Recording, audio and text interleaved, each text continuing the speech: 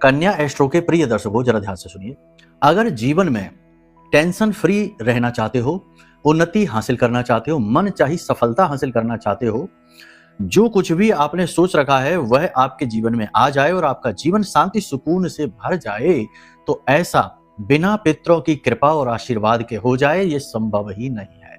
तो सबसे पहला काम हर एक इंसान का यह है कि वह अपने पुरखे पूर्वजों का, पितृ पूर्वजों का आशीर्वाद बनाकर रख पाए, जो कि आज के समय में संभव नहीं है, क्योंकि आजकल की व्यवस्थाएं ही ऐसी हो गई हैं कि लगभग हर व्यक्ति कहीं ना कहीं पितृ दोष से ग्रसित है, आंशिक या पूर्ण। ये बात अलग है, ठीक है। तो फिलहाल हम आपको बताते हैं कुछ ऐसे उपाय छोटे छोटे जिनसे आप पितरों का आशीर्वाद हासिल कर पाएंगे और इनके प्रभाव आप कुछ ही दिनों में जीवन में अपने स्पष्ट तौर पर देखेंगे, ठीक है।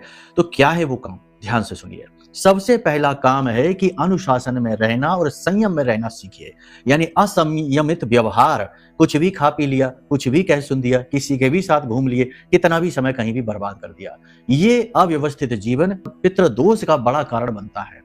याद रखना, पितृ आपके कौन है?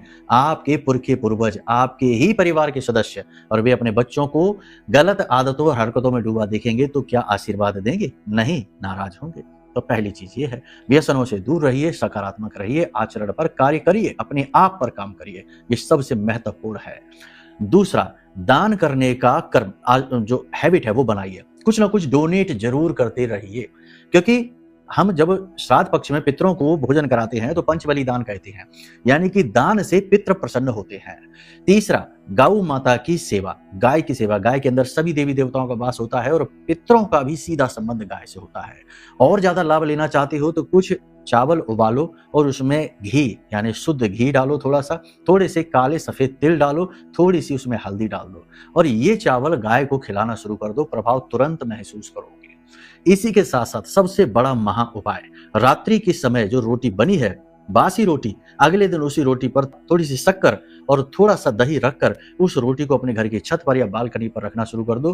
कुछ दिन तो कुछ नहीं होगा, लेकिन कुछ दिन बाद उसे पक्षी खाना, खासतौर से कौवा खाना शुरू कर देगा और आपका उद्धार होना शुरू हो जाएगा।